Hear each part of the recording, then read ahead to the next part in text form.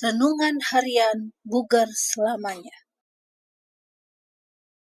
Mari kita hening sejenak di hadapan Tuhan. Buka hati dan biarkan suaranya berbicara melalui firman yang hidup. Semoga renungan hari ini membawa terang, ketenangan, dan pengharapan bagi jiwa kita. Judul renungan hari ini, Kematian di Jalan Raya 285. Allah itu bagi kita tempat perlindungan dan kekuatan, sebagai penolong dalam kesesakan sangat terbukti. Mazmur 46 ayat 2. Terry dan saya melambaikan tangan berpisah dengan keluarga di Michigan dan menuju ke barat dengan Chevy Nova 1970 kami untuk kuliah di Gunnison, Colorado. Menikah baru 1 minggu, kami bersemangat karena kami menantikan untuk menghadapi dunia bersama-sama, bersama anak kucing kecil kami, Small Free. Di timur laut Denver kami mendengar suara berisik dari bawah mobil. Terry berhenti dan memasang kembali pipa knalpot.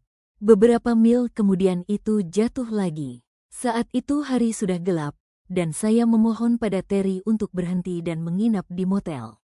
Pagi harinya, dengan ekor pipa terpasang sekali lagi, kami melewati Denver dan ke Highway 285 untuk mendaki gunung. Hujan sudah mulai turun jadi kami menaikkan kaca jendela. Kami tidak menyadari bahwa tindakan sepele itu hampir akan menyebabkan kematian kami. Segera Terry mengeluh sakit kepala yang parah dan sakit perut. Dia meminta saya untuk mengemudi. Saya juga mulai sakit kepala. Itu jarang bagi saya. Terry menjadi sakit parah, muntah, pingsan, sadar kembali, muntah lagi dan kembali pingsan. Karena panik, saya menepi untuk mencari pertolongan dengan melambaikan tangan untuk menghentikan kendaraan lain. Tidak ada yang berhenti. Terry membiru dan berhenti bernapas. Suami saya yang kuat sudah sekarat. Karena tidak ada bantuan, saya menuju kota terdekat. Small Free juga bertingkah aneh, melompat dari kursi dan ke arah saya. Saya mendorong kucing itu pergi dan terus mengemudi. Tuhan, saya tidak tahu apa yang terjadi. Selamatkan suami saya. Bantu saya menemukan seseorang yang dapat membantu kami. 1 jam kemudian saya berkendara ke sebuah pompa bensin di Buena Vista, hampir saja menabrak pompanya. Saya melompat keluar dari mobil dan berteriak kepada petugas. Suami saya sekarat di kursi depan.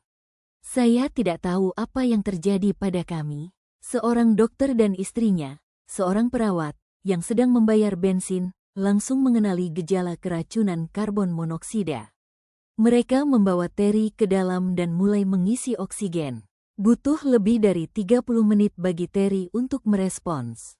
Kemudian mereka memberi oksigen kepada saya dan Small Free.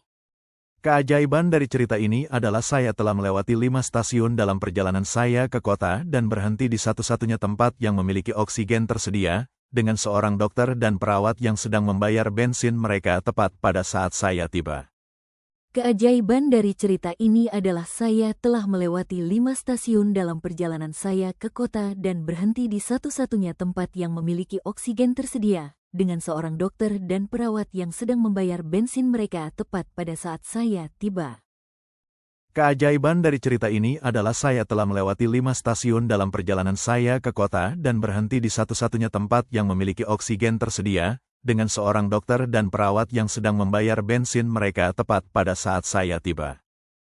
Iblis itu seperti gas beracun yang tidak berbau dan tidak berasa yang menempel ke sel darah merah, mencegahnya membawa oksigen ke tubuh, menyebabkan orang tertidur dan mati tanpa menyadari apa yang terjadi.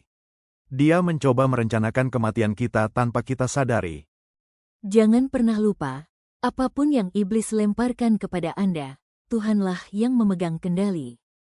Kesimpulan, dalam hidup, seringkali kita tidak menyadari bahaya yang diam-diam mengintai, seperti gas beracun yang tak terlihat. Iblis bekerja dengan cara yang sama, mencoba melemahkan iman kita secara perlahan, membuat kita kehilangan harapan tanpa sadar. Namun, di tengah keadaan paling gelap sekalipun, Tuhan tetap memegang kendali. Ia menuntun langkah kita tepat pada waktu yang sempurna, bahkan melalui cara yang tampak kebetulan. Tidak ada hal yang luput dari perhatiannya. Doa hari ini, Tuhan, Terima kasih karena Engkau selalu memegang kendali atas hidupku.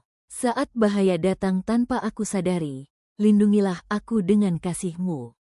Bangunkan aku dari setiap tidur rohani dan kuatkan imanku untuk tetap percaya bahwa Engkau selalu menolong tepat pada waktunya. Amin.